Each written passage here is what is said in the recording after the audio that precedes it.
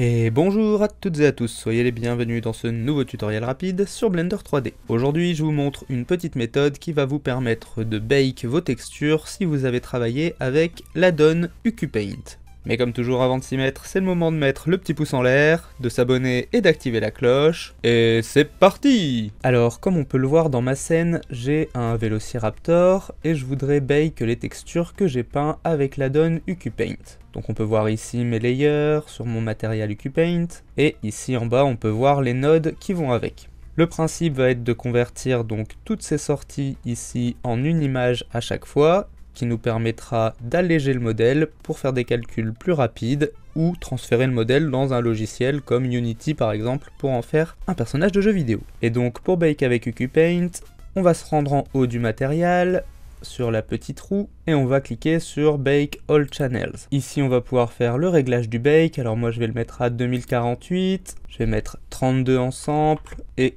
2 en AA level. J'ai réglé mon bake device sur mon GPU plutôt que sur mon CPU, et je vais pouvoir déjà lancer le bake. Ça va prendre un certain temps, je vais vous passer ça, et on se retrouve juste après.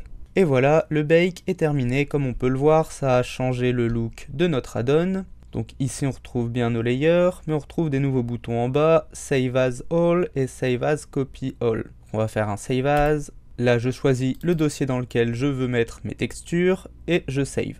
Et maintenant si j'ouvre mon dossier, j'ai bien mes images pour la base color, le displacement, la normale et la roughness. Maintenant par contre elles sont toujours pas dans mon shader ici en bas. Donc ce que je vais faire c'est que je vais cliquer juste à côté du Use Baked sur la petite icône. Et là on peut voir que mes images se sont installées. Alors le displacement n'est pas relié, donc toutes mes maps sont bien calculées, tout est bien relié, tout est bien posé. À partir de là, je vais pouvoir supprimer mon node UQPaint qui ne sert plus à rien, et j'ai bien mon matériel. Maintenant, si vous êtes plusieurs à bosser sur un projet, pour exporter le modèle et permettre à la personne en face de récupérer les textures qui vont avec, on va faire un export. Ici, il est sélectionné, je vais faire File, Export, et je vais aller chercher le GLB. Et là, je vais pouvoir faire mon réglage, sortir son nom et l'exporter. Et normalement en GLB, donc vous pourrez le transférer, les images seront contenues dans le fichier. Et voilà, vous savez maintenant comment cuire vos textures avec UQPaint. J'espère que cette vidéo vous aura été utile. Si c'est le cas, n'oubliez pas de la liker, de la partager, de vous abonner et pourquoi pas de nous soutenir sur Tipeee, le lien est dans la description. Si vous avez des questions, la section commentaires est là pour ça. Quant à moi, je vous dis à la prochaine pour un nouveau tuto sur la fabrique d'univers. La fabrique d'univers où les rêves prennent vie. Avec chaque tutoriel, elle nous éblouit. Des mondes en 3D, des créations infinies. Sur sa chaîne YouTube, la magie s'épanouit.